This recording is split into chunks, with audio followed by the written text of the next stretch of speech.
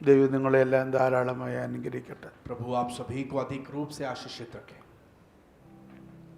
വിശേഷപ്പെട്ട മന്ന കൊണ്ടാണ് ഈ ദിവസങ്ങളിൽ കർത്താവ് നമ്മളെ നിറയ്ക്കുന്നത്. और बहुत ही खास मन्ना से प्रभु हर दिन हमको भोजन खिला रहा है.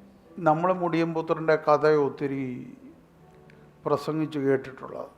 उड़ाव पुत्र के बारे में हमने बहुत प्रचार सुने हैं.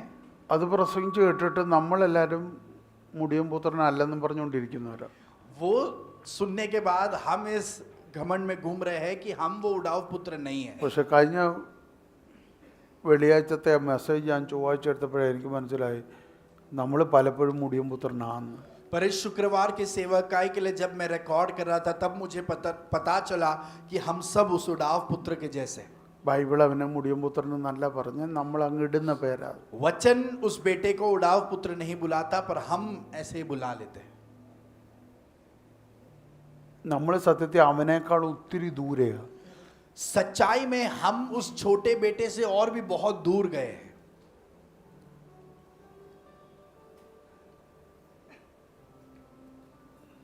നമ്മൾ അവനെ അങ്ങ് ഒത്തിരി ദൂര ദേശത്ത് പറഞ്ഞു വിട്ടു.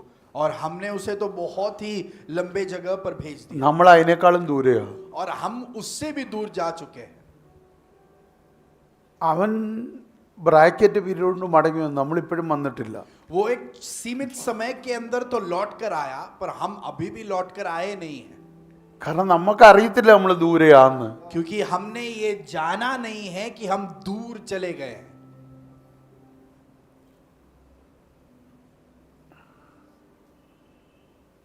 നമ്മൾ ഇന്ത്യയിലാണെങ്കിൽ 7 കടലിനപ്പുറത്താണ്. അല്ല, കർത്താവ് ഇന്ത്യയിലാണെങ്കിൽ നമ്മൾ നിൽക്കുന്ന 7 കടലിനപ്പുറത്താണ്. നമ്മുടെ വിചാരം നമ്മൾ കാശ്മീരിലാണ് നിൽക്കുന്നതെന്നാണ്. और परमेश्वर अगर भारत में है तो हम 7 समुद्र दूर है पर हमारे सोच में हम अभी भी कश्मीर में ही हैं.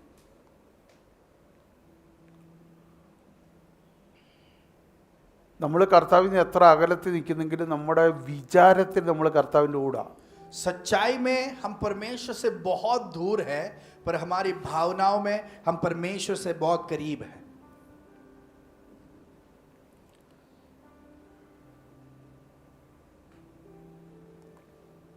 ഞാൻ ആ ദൂത് വീണ്ടും എടുക്കാൻ ആഗ്രഹിക്കുന്നില്ല, അത് വിടുക. वो वाणी में अभी आगे नहीं बढ़ रहा चाह रहा पर उसे वहां पे ആരെങ്കിലും അത് കേൾക്കാൻ ആഗ്രഹിക്കുന്നു, ഒന്ന് കേട്ടാൽ നല്ലതായിരിക്കുമെന്ന് ഞാൻ വിചാരിക്കുന്നു. और कोई अगर उस सेवकाई को सुनना चाहते हैं तो आप YouTube में അത് सुन सकते യൂട്യൂബിലില്ലേ? हो. YouTube में आप सुन सकते हो. എൻ്റെ പ്രസംഗം ആയതുകൊണ്ട് കേൾക്കണമെന്നല്ല ഈ പറയുന്നത്. मैं ये बोल नहीं रहा कि मैंने प्रचार किया इसके लिए आप सुने. എൻ്റെ വൈഫിന് അത് നന്നായിട്ട് അറിയാം. ഞാൻ പൊതുവെ യൂട്യൂബിലൊന്നും പ്രസംഗിക്കാൻ ഇഷ്ടപ്പെട്ട ആളല്ല. और मेरी पत्नी जानती है कि मैं YouTube में सब प्रचार करने की इच्छा रखने वाला व्यक्ति नहीं था. പക്ഷേ ഇന്ന് ഏത് കിട്ടിയാലും പ്രസംഗിക്കണമെന്ന് പറയുന്ന ആളാണ് ഞാൻ. पर अभी मैं ये जान चुका हूँ कि कोई भी माध्यम मिले तो परमेश्वर की आवाज को ऐलान करना കാരണം चाहिए. എൻ്റേതൊന്നും ഇല്ല അതിനകത്ത്. क्योंकि मेरा कुछ भी उसमें नहीं है. ദൈവം തരുന്ന ശബ്ദങ്ങൾ അതല്ല. वो सब प्रभु ने मुझको दी हुई आवाज है. ഞാൻ കഴിഞ്ഞ സൺഡേ പറഞ്ഞ ഒരു കാര്യം ഓർമ്മ വേണം. पिछले रविवार मैंने आपसे बांटी एक बात आपको याद നിങ്ങളത് रखना. മറക്കല്ലേ. आप कभी भूलना नहीं. നമ്മളിൽ പാപം വരുമ്പോൾ നമ്മുടെ വ്യക്തിത്വം പല സ്വഭാവമുള്ളതാവും.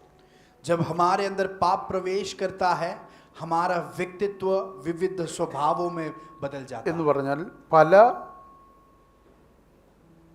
തരത്തിലുള്ള സ്വഭാവം നമ്മൾ പ്രകടിപ്പിക്കും. उसका अर्थ यह है कि अनेक रीतियों के स्वभाव को हम प्रकट करते हैं. ഒരാളിൽ തന്നെ പല വ്യക്തിത്വങ്ങളുടെ സ്വഭാവമാണ്.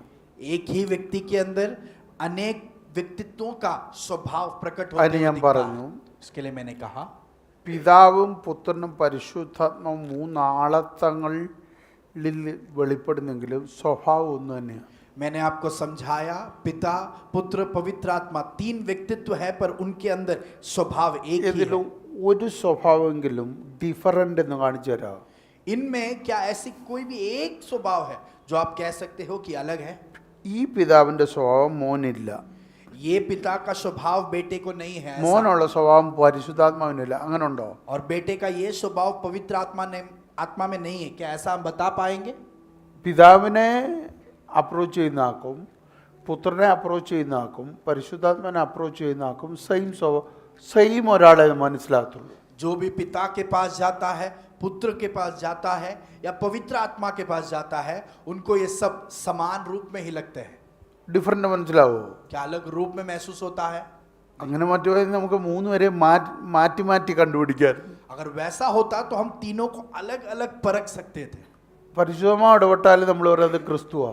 पवित्र आत्मा बात करे तो भी हम कहेंगे कि वो പിതാവ് मसीह ने ഇടപെട്ടാലും പറയുന്നത് യേശുവാ. कहा.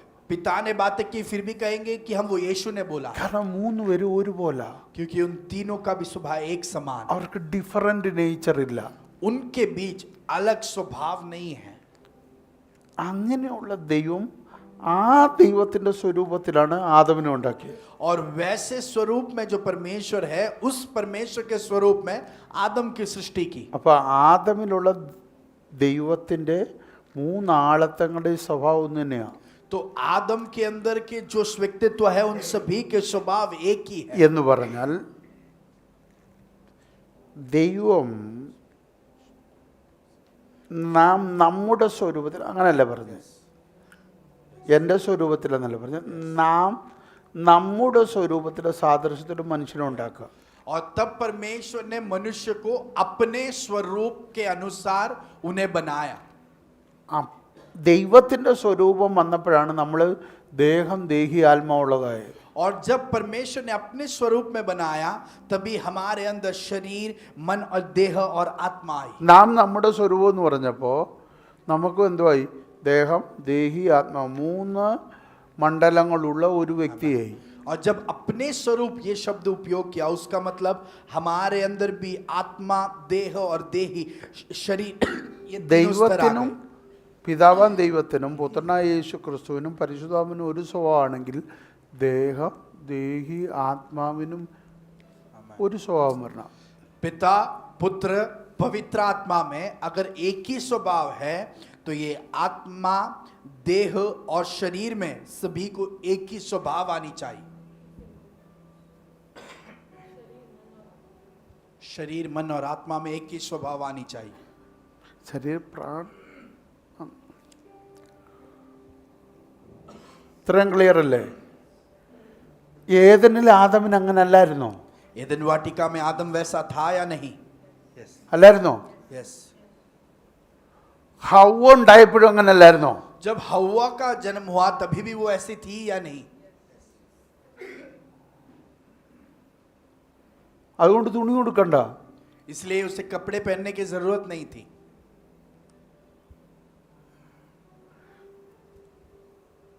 ആ പഴം പറിച്ച് തിന്നപ്പോൾ നഗ്നരായതാണോ ഓൾറെഡി അവർ നഗ്നരായിരുന്നോ? वो फल खाने के बाद वो बिना वस्त्र के बने या नग्न थे, या पहले से ही वो नग्न थे? പറ. पहले से. പക്ഷേ ഈ നഗ്നത അവർ കാണാൻ തുടങ്ങിയത് എപ്പോഴാ? पर इस नग्नता को वो कभी से देखने लगे. അപ്പോൾ ഇത് തിന്നുന്നതിന് മുമ്പ് അവർക്കത് എന്തോ ചെയ്യത്തില്ലായിരുന്നു? तो खाने से पहले वो उनको क्या नहीं देता था? दिखाई नहीं देता था. അപ്പോൾ ദൈവത്തിൻ്റെ നേച്ചറിൽ ഇവരായിരുന്നപ്പോൾ ഇവർക്കത് പറ്റത്തില്ലായിരുന്നു. तो जब वो परमेश्वर के स्वभाव में थे, तब वो उनको नहीं दिखाई देता था. ദൈവത്തിന് അത് പറ്റൂ. पर परमेश्वर कर सकता था. പക്ഷെ ആ മണ്ഡലം അവർക്ക് കൊടുത്തില്ല ഇവരൊക്കെ. पर वो स्तर परमेश्वर ने उनको खोलकर नहीं दिया. ഏത്? തിന്മയുടെ മണ്ഡലം. कौन सा स्तर है? वो बुराई का स्तर है. നന്മയിൽ ഇവരാരെ പോലായിരുന്നു? ദൈവത്തെ പോലായിരുന്നു. और अच्छी भलाई की बातों में वो किनके समान थे? परमेश्वर परा. के समान थे. നന്മയിൽ ഇവർ ദൈവത്തെ പോലായിരുന്നു. भलाई में ये परमेश्वर के जैसे थे. ഇവര് തിന്മയിലും ആരെ പോലാകാൻ ശ്രമിച്ചു? और बुराई में भी वो किनके जैसे बनना चाहते थे? ദൈവത്തെ പോലാകാൻ ശ്രമിച്ചു. പക്ഷെ ആയത് പിശാചിനെ പോലെ. परमेश्वर के जैसे बनना चाहते थे बुराई की चीज में भी, पर वो बने शैतान के समान में. കാരണം നന്മ ദൈവം കൊടുത്തതാ, क्योंकि भलाई परमेश्वर ने दिया था, തിന്മ ഇവര് കണ്ടെത്തിയതാ. बुराई इन्होंने खोज कर निकाला था. പിടികിട്ടിയോ? क्या हम समझ? ഇല്ലെങ്കിൽ കൈ ഉയർത്തിയാൽ മതി, പറഞ്ഞുതരാം. नहीं तो हाथ उठाए, मैं आपको ഇത് ക്ലിയർ ആയിട്ട് മനസ്സിലാകണം. स्पष्ट रूप से हमें समझना है.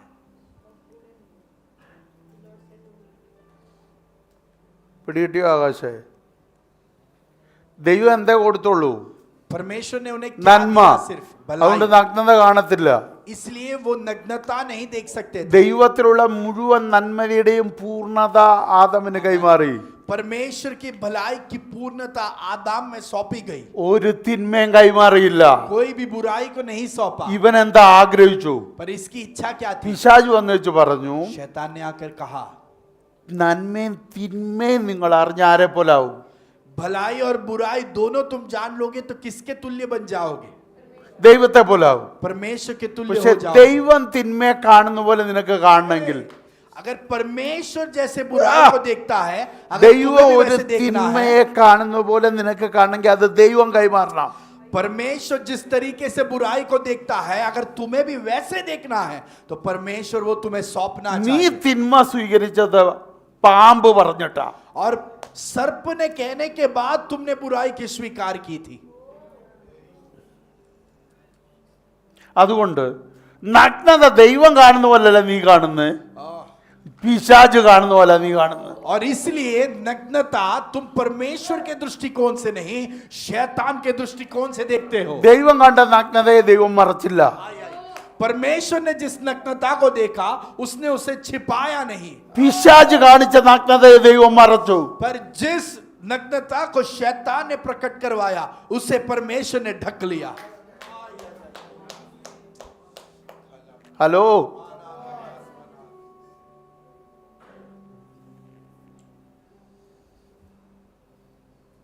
പിടികിട്ടുന്നുണ്ടോ? क्या हम समझ पा रहे हैं?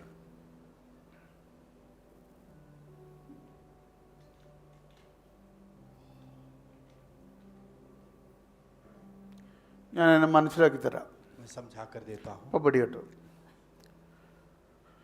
ഈ സഹോദരനെ നിസാര എന്ന് പറഞ്ഞ യേശു പറഞ്ഞ എന്തോന്ന് പറഞ്ഞു? അഗ്നി നരകത്തിന് യോഗ്യം. अगर अपने भाई को आप तुच्छ मानोगे तो वचन कहता है कि आप नरक में जाने के योग्य बन गए हो। അല്ലേ? അതേ യേശു അല്ലേ ആ കുറുക്കനോട് പറ ഇന്നും നാളെ ഞാനിവിടെ ഉണ്ടെന്ന്. और उसी यीशु ने कहा कि उस लोमड़ी को जाकर बोलो कि मैं यहां पर हूं।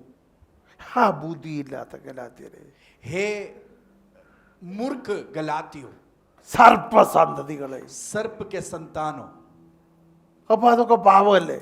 तो क्या ये सब पाप नहीं है? മനസ്സിലാകുന്നുണ്ടോ കാര്യം? क्या हम अंतर समझ पा रहे हैं?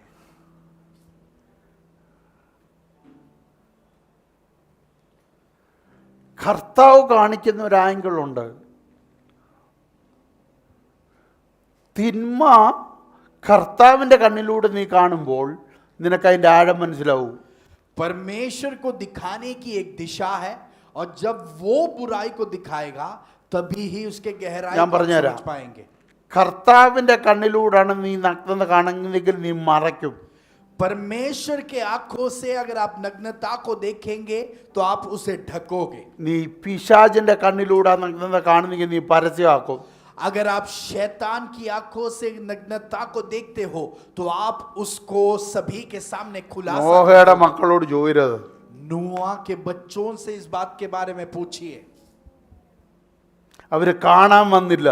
वो देखने नहीं आए। മൂത്ത രണ്ടുപേരും നഗ്നത കാണാൻ വന്നില്ല, दो बड़े बेटे नग्नता को देखने അവര് नहीं आए, മറയ്ക്കാൻ വന്നു. पर वो उसे ढकने आए थे। എന്നാൽ ഒരു മോൻ നഗ്നത പറയാൻ നടന്നു. एक बेटा पिता के नग्नता का खुलासा करने लगा।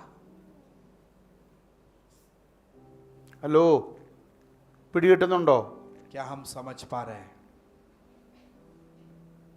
ഒരു ദൈവത്തിന്റെ പൈതൽ തിന്മയെ കൈകാര്യം ചെയ്യുന്നതും പിശാചിന്റെ സ്വാധീനത്തിൽ ഒരു തിന്മയെ കൈകാര്യം ചെയ്യുന്നതും തമ്മിൽ വ്യത്യാസമുണ്ട്.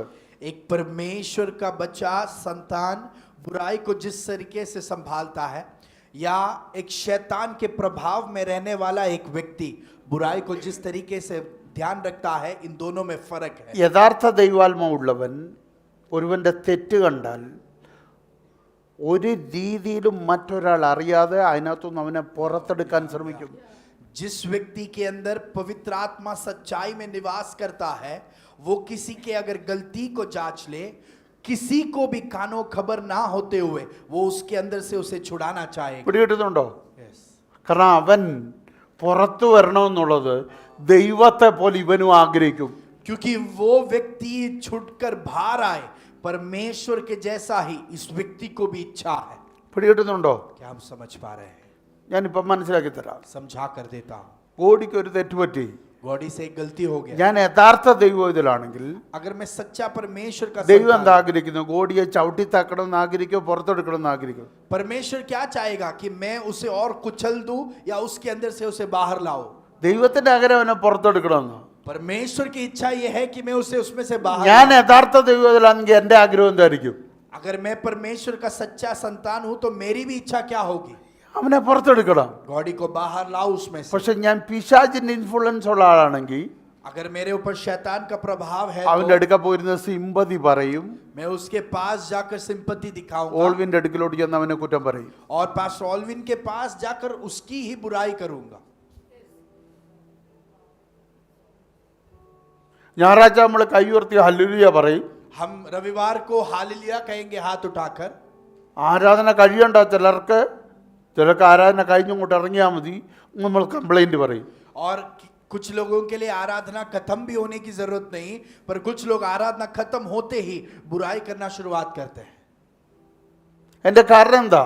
उसका कारण क्या है? നിന്നെ ഇൻഫ്ലുവൻസ് ചെയ്യുന്നത് പിശാചാ. आप पर शैतान प्रभाव करता है। നിങ്ങൾ നോക്കിക്കേ, തോട്ടത്തിനകത്ത് ദൈവം വരുമ്പോൾ ഇവര് നഗ്നരാ और अले? जब परमेश्वर वाटिका के अंदर आता है तब ये नग्न है। അല്ലേ?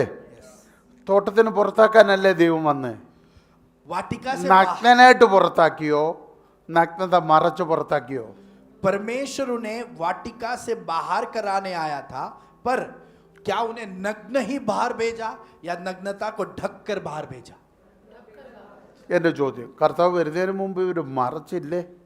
मेरा सवाल, परमेश्वर आने से पहले क्या इन्होंने अपने आप को ढक नहीं लिया? എന്നിട്ട് പിന്നെ എന്തിനാ കർത്താവ് മറച്ചേ? पर परमेश्वर ने फिर से क्यों इन्हें ढका? നിങ്ങളുടെ മറയ്ക്കൽ പുറത്ത് മറവല്ലത്.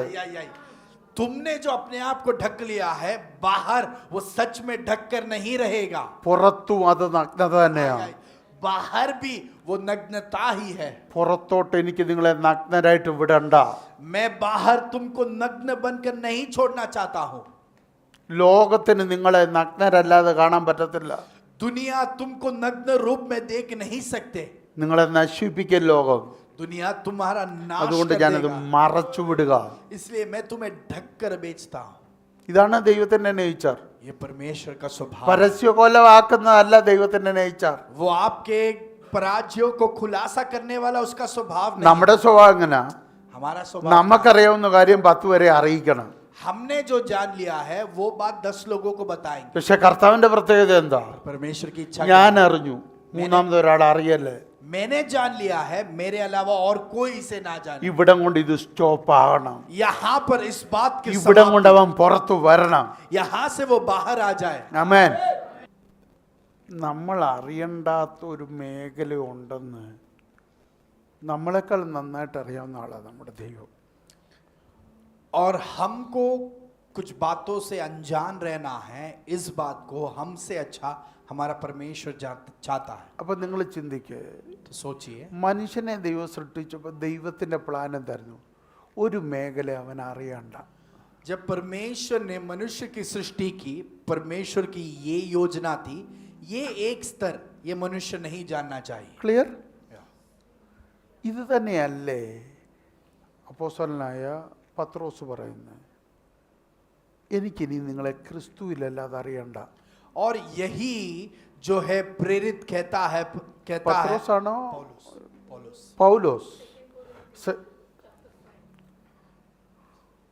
कुरिन्थियों का दूसरा पत्री उसका 5वां अध्याय, उसमें पौलुस कहता है कि मसीह के अलावा मुझे तुझे और किसी में नहीं जानना है। कुरिन्थियों का दूसरा पत्री 5वां अध्याय उसका 16वां आयत, अतः अब से हम किसी को शरीर के अनुसार नहीं समझेंगे, यद्यपि हमने मसीह को भी शरीर के अनुसार जाना था, तो भी अब से उसको ऐसा नहीं जानेंगे। അവിടെ യേശു ക്രിസ്തുവിനെ പോലും പറഞ്ഞ് ഇനിയും ജഡത്തിൽ എനിക്കറിയണ്ട. वहां लिखते हैं कि यीशु मसीह को भी हमें अभी शरीर में नहीं जानना है। ആ വാക്യ ഞാൻ പിന്നീട് പ്രസംഗിക്കും. യേശു ക്രിസ്തു എന്നുള്ള വെളിപ്പാടിന് ആവശ്യമുള്ള വാക്യമാണ്. ये वचन में फिर से आपको सेवकाई में सिखाऊंगा, क्योंकि यीशु और मसीह इन बात में समझने के लिए बहुत उपयोगी है। പറഞ്ഞോട്ടെ, എനിക്കിനി നിങ്ങളെ ശരീരപ്രകാരം അറിയണ്ട. पौलुस कह रहा है कि मैं तुम्हें शरीर के अनुसार नहीं जानना चाहता अभी, നമ്മുടെ എല്ലാവരുടെയും കുഴപ്പം നമുക്ക് അങ്ങനെ അറിഞ്ഞാൽ മതി. पर हमारी दिक्कत यह है कि हमको शारीरिक अनुसार ही सब जानना है। ഞാൻ ടൈറ്റസ് അച്ചാനെ ശാരീരികമായിട്ട് അറിഞ്ഞാൽ ചിലപ്പോൾ എനിക്ക് ഇഷ്ടപ്പെടത്തില്ല.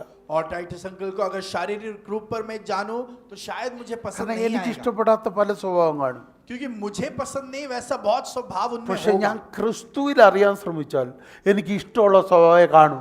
पर मैं जब मसीह में उन्हें जानना चाहूंगा तब मुझे पसंद है वही स्वभाव प्रकट കാരണം होगा। എനിക്ക് ക്രിസ്തുവിനെ ഇഷ്ടമാണ്. അങ്ങനെ ആകുമ്പോൾ എനിക്ക് അച്ചാനെ ഇഷ്ടപ്പെടും. क्योंकि मैं मसीह से प्यार करता हूं तो मैं उनसे भी प्यार कर पाऊंगा। आमीन।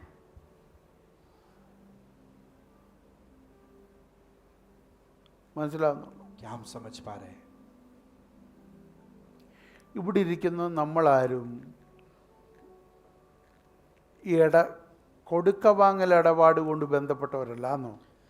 हम यहाँ पर जो भी है, हम क्या आपस में लेन देन के रिश्ते के द्वारा जुड़े हैं? ആന്നോ? അല്ല.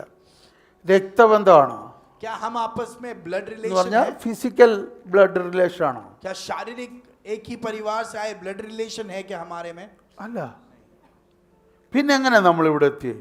फिर हम यहाँ पर कैसे पहुंचे? ക്രിസ്തുവാ കാരണം. मसीह है कारण। അപ്പോൾ നമ്മൾ തമ്മിൽ അറിയേണ്ടത് എങ്ങനെയാ? तो हमको आपस में कैसे समझना है? ക്രിസ്തുവിലൂടെ. मसीह के द्वारा।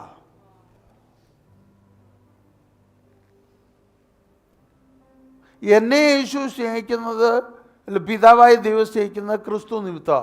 और मुझे पिता परमेश्वर मसीह के द्वारा प्यार करता है। ലിൻസിയെ ദൈവം സ്നേഹിക്കുന്നത് സന്തോഷ നിമിത്തമല്ല, और पास्टर ദൈവം സ്നേഹിക്കുന്ന ക്രിസ്തു നിമിത്തം. पास्टर लिंसी को पिता परमेश्वर पास्टर संतोष के कारण नहीं पर मसीह के कारण प्यार करता है। ജസ്റ്റോയെ പിതാവായ ദൈവം സ്നേഹിക്കുന്നത് യേശു ക്രിസ്തു നിമിത്തം. और जस्टो को पिता परमेश्वर यीशु मसीह के कारण प्यार करता है। ജസ്റ്റോ എന്ന് പറയുന്ന വ്യക്തിത്വം ചിലപ്പോൾ എല്ലാവർക്കും ഇഷ്ടമാണെന്നില്ല, जस्टो नामक व्यक्तित्व शायद सभी को पसंद नहीं आता हो, പക്ഷെ ക്രിസ്തുവിന് ഇഷ്ടാ. पर मसीह को पसंद है, അതുകൊണ്ട് എനിക്കിഷ്ടാ. इसलिए मुझे भी पसंद है। आमीन। എനിക്ക് വെറുക്കാൻ റൈറ്റ് ഇല്ല. मुझे नफरत करने की अधिकार नहीं है। വേണേ എനിക്ക് വെറുക്കാം. चाहिए तो मैं नफरत कर सकता हूं। എങ്ങനെ? कैसे? ക്രിസ്തുവിനെ മാറ്റി നിർത്തിയിട്ട്. मसीह को हटा कर रखूं तो उससे नफरत कर सकता हूं। ജോമോനിൽ നിന്ന് ഞാനും തമ്മിലുള്ള ബന്ധത്തിൽ ക്രിസ്തുവിനെ മാറ്റി നിർത്തിയാൽ എനിക്ക് ജോമോനെ വെറുക്കാം. जोमोन और मेरे बीच में जो रिश्ता है उसमें बीच मसीह को अगर हटा कर रखूं तो ഞങ്ങളുടെ मैं ഇടയിൽ जोमोन से ക്രിസ്തു नफरत വന്നാൽ कर എനിക്ക് पाऊंगा। വെറുക്കാൻ പറ്റത്തില്ല. अगर हमारे बीच मसीह आए तो मैं नफरत नहीं कर पाऊंगा उससे। ആമേൻ. അതുകൊണ്ടാണ് ദൈവസഭയിൽ ജാതി ഇല്ലാത്ത, കളറില്ലാത്ത ഒക്കെ. और इसलिए कलीसिया के अंदर रंग भेद नहीं, जातियों का भेद नहीं, धर्म भेद नहीं, ഭാഷാ വ്യത്യാസം ഇല്ല.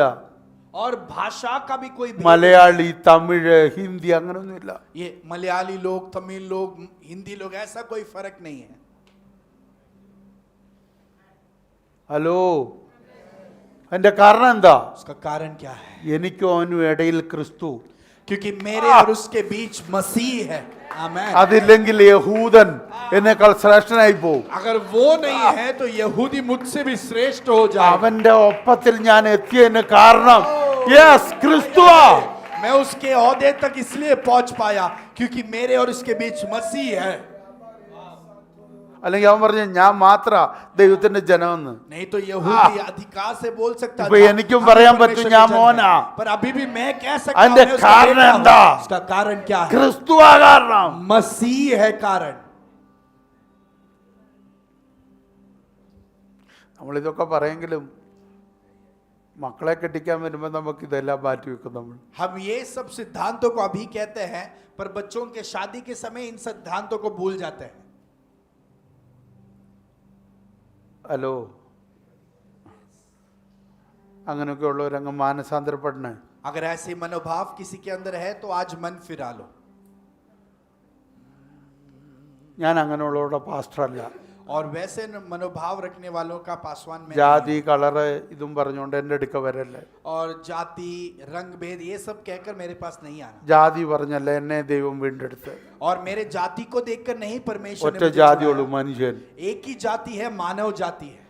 ബൈബിളിൽ രണ്ട് ജാതിയുള്ളൂ, യഹൂദനും യവനനും. और वचन के अंदर दो ही जाति है, यहूदी और अन्य അതിനെ जाति. രണ്ടായിട്ട് ഡിവൈഡ് ചെയ്തു. उसे दो रीति में बदल दिया. ദൈവസഭയും അല്ലാത്തവരും. परमेश्वर की कलीसिया और उसके अन्य. ഇപ്പൊ ടോപ്പ് ജാതിയില്ല ഞാൻ. और मैं अभी सबसे उत्तम जाति അതിന്റെ हूं. പേരാ ദൈവസഭ. इसका नाम परमेश्वर की ഞാൻ कलीसिया. സഭയില, मैं कलीसिया ഞാൻ हूं. അവന്റെ ശരീരം. मैं उस प्रभु का शरीर हूं. മനസ്സിലാകുന്നുണ്ടോ? क्या हम समझ पा रहे हैं? ആമേൻ. हमें വിഷമില്ലല്ലോ. किसी को बुरा लगा है? വിഷമം ഉണ്ടെങ്കിൽ പരിശുദ്ധാത്മാവിനോ. अगर ഞാനല്ല അതിനാക്കാം. किसी को अगर बुरा लगा है तो पवित्र आत्मा से बातें कर लो, मैंने नहीं कहा है. ആമേൻ. അപ്പൊ ദൈവത്തിന്റെ പ്രത്യേകത എന്താ? परमेश्वर की खासियत क्या है? ദൈവം ആഗ്രഹിച്ചു തുടക്കം മുതൽ ചിലത് മനുഷ്യൻ അറിയണ്ട. परमेश्वर की यही योजना थी कि शुरुआत से ही मनुष्य कुछ बातों से अनजान रहे.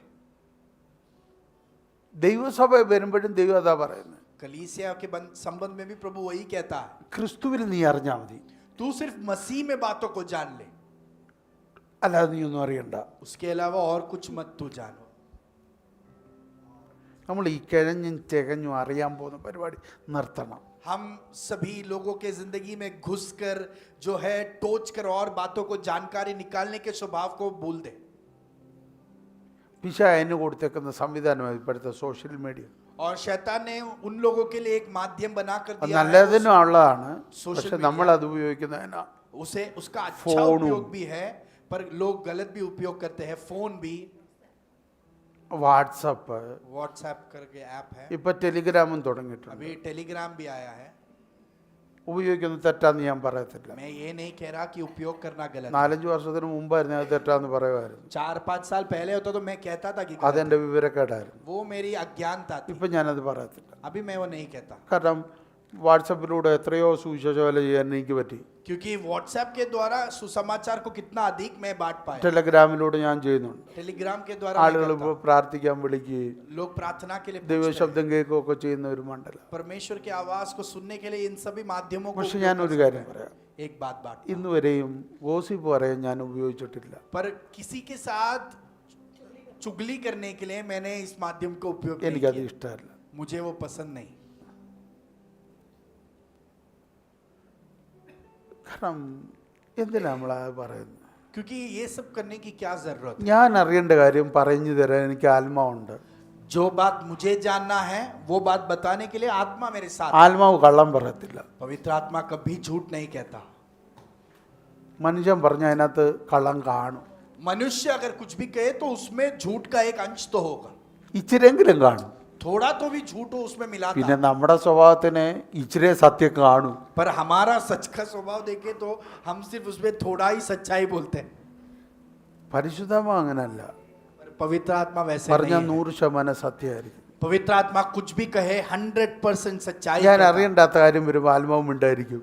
जिस बात को मुझे नहीं जानना है उस बात में पवित्र आत्मा शांत रहता है. എടാ, ആത്മാവും ഉണ്ടായിരിക്കുന്ന കാര്യം ഞാൻ ഇതിനെ പിന്നെ അറിയാൻ പോകുന്നു जिस विषय में पवित्र आत्मा मेरे प्रति शांत है, मैं क्यों उसे जानना चाह रहा हूं. അല്ലേ?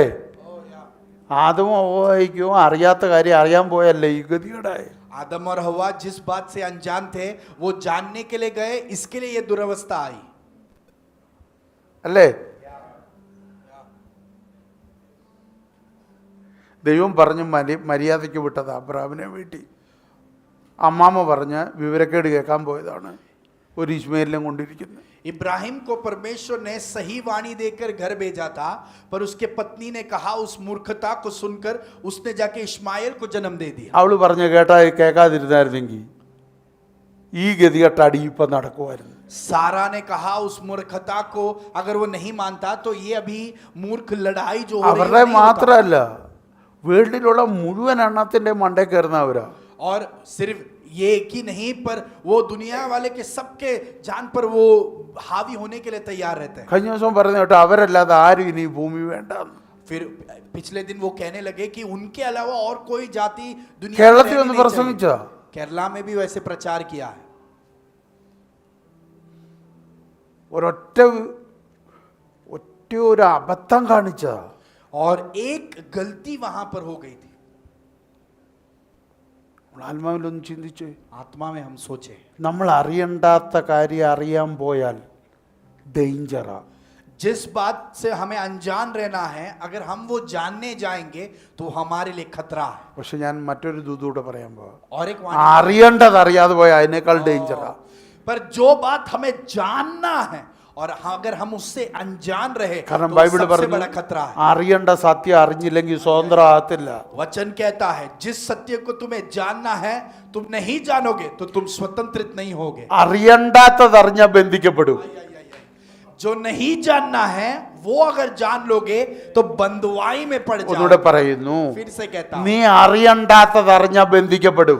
जो आपको नहीं जानना है अगर आप वो जान लोगे तो आप बंधुआई में നീ रहोगे। അറിയേണ്ടത് അറിയാതിരുന്നാൽ നിന്റെ സ്വാതന്ത്ര്യം ഉണ്ടാകത്തില്ല. और तुम्हें जो जानना है अगर तुम उससे अनजान रहोगे तो तुम्हारी आजादी नहीं होगी। ആമേൻ. പിടികിട്ടിയോ? ഒരു വാക്യം ഒന്ന് ജസ്റ്റ് വായിച്ചിട്ട് ഞാൻ അവസാനിപ്പിക്കാം. एक वचन में पढ़कर मैं समाप्त करूंगा। റോമാലേഖന 7 അധ്യായത്തിലാണ്. रोमियो का पत्री 7वां अध्याय। നന്മ ചെയ്യാൻ ഞാൻ ഇച്ഛിച്ചു, പക്ഷേ ആകാത്ത തിന്മയാത്രേ.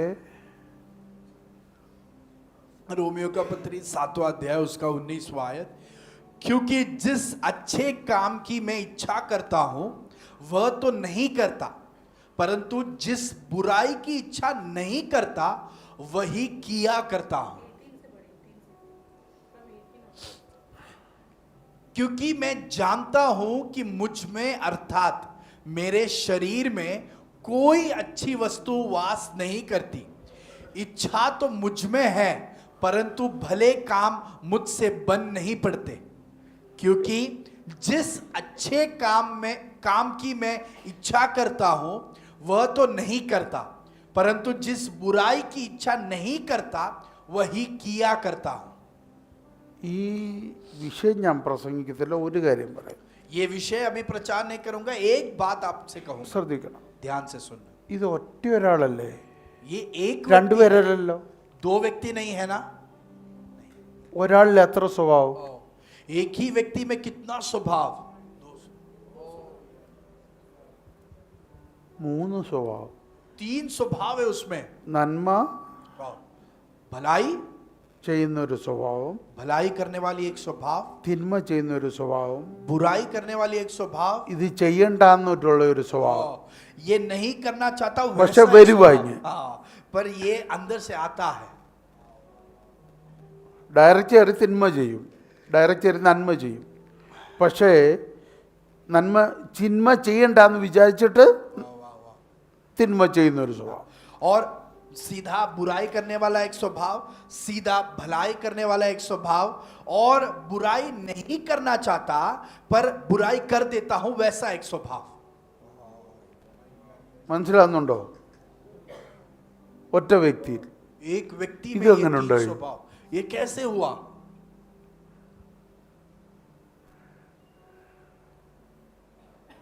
ദൈവം ഇങ്ങനാന്നോ സൃഷ്ടിച്ച്? क्या परमेश्वर ने सृष्टि ऐसे की थी? ആന്നോ? नहीं, അല്ല. नहीं। അപ്പൊ ഇവനിൽ കയറി എന്താണ് ഇവനെ ഇങ്ങനെ ആക്കിയേ?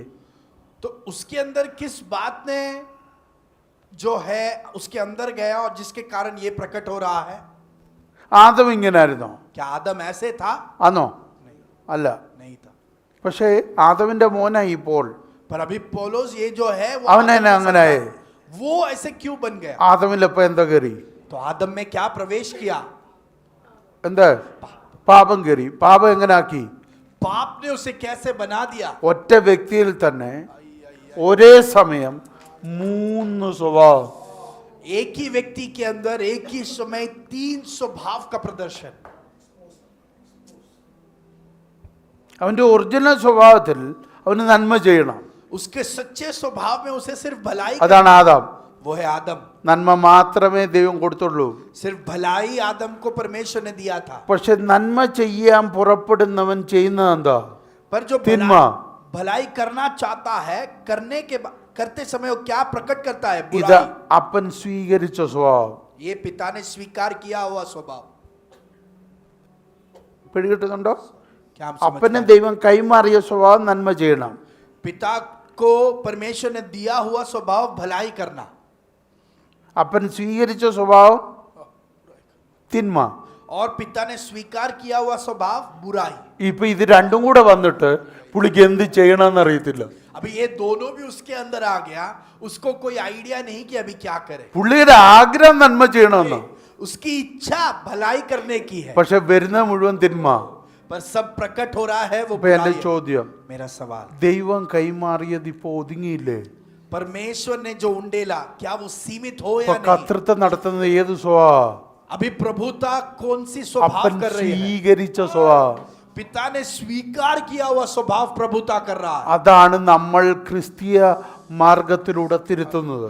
और उस स्वभाव को मसीह के मार्ग के द्वारा हम നമ്മൾ तोड़ते हैं। യേശുവിനെ സ്വീകരിച്ചപ്പോൾ हमने जब यीशु को स्वीकार किया, അപ്പന്റെ സ്വീകരിച്ച സ്വഭാവം പുറത്ത്, पिता से स्वीकार किया हुआ स्वभाव बाहर, നമ്മളിൽ വന്ന സ്വഭാവം.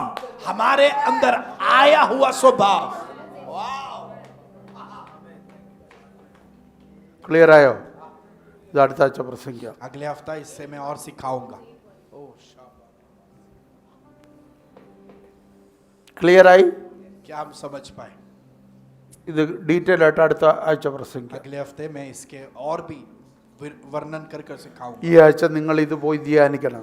ये हफ्ता ये पूरा इस बात को हम मनन करें, അങ്ങനെയാണെങ്കിൽ നമുക്ക് അടുത്ത ആഴ്ച ശുശ്രൂഷിക്കാൻ എളുപ്പമായിരിക്കും. तो अगले रविवार हमको सेवकाई के लिए और आसानी होगी। ദൈവം തിന്മ അറിയരുതെന്ന് ആഗ്രഹിച്ചു. परमेश्वर ने ये है चाह कि वो बुराई को ना जाने। ആദം തിന്മ കണ്ടെത്തി. आदम ने बुराई को ढूंढ निकाला। പൗലോസ്, ആദമിന്റെ മോൻ പൗലോസിന് നന്മ ചെയ്യണം, आदम का संतान पौलोस भलाई करना चाहता है, പക്ഷെ വരുന്നത് തിന്മ. पर उसके अंदर से बुराई प्रकट हो रही है। അപ്പൊ ആര് കീഴടക്കി? तो किसने उस पर कब्जा कर लिया? ആദം കണ്ടെത്തിയ സ്വഭാവം ഇവനെ കീഴടക്കി. आदम ने खोज कर निकाला हुआ स्वभाव ने इसको कब्जा कर लिया। മനസ്സിലാകുന്നുണ്ടോ?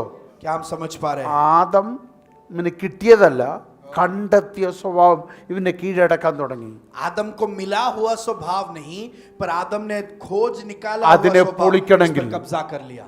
उसे तोड़ना है तो ഞാനൊരു വിശ്വാസം സ്വീകരിച്ചേ പറ്റൂ. मुझे एक विश्वास स्वीकार करना ही അതാണ് पड़ेगा। കർത്താവ് യേശുവിലുള്ള വിശ്വാസം. वो है प्रभु यीशु मसीह में मेरा विश्वास। അത് എന്റെ ഈ സ്വഭാവത്തെ പൊളിക്കും. वो मेरे इस स्वभाव को तोड़ेगा എന്നിട്ട് എനിക്ക് പിതാവായ ദൈവം തന്ന അവകാശത്തിലേക്ക് ഞാൻ കയറും. और पिता परमेश्वर ने दिया हुआ विरासत में मैं उसके द्वारा प्रवेश कर पाऊंगा। ആമേൻ. आमीन। ഇതാണ് നമ്മൾ അടുത്ത ആഴ്ച ചിന്തിക്കാൻ പോകുന്നത്. अगले हफ्ते में हम इसके बाद അതെങ്ങനെ നമുക്ക് കഴിയും? वो हम कैसे कर सकते हैं?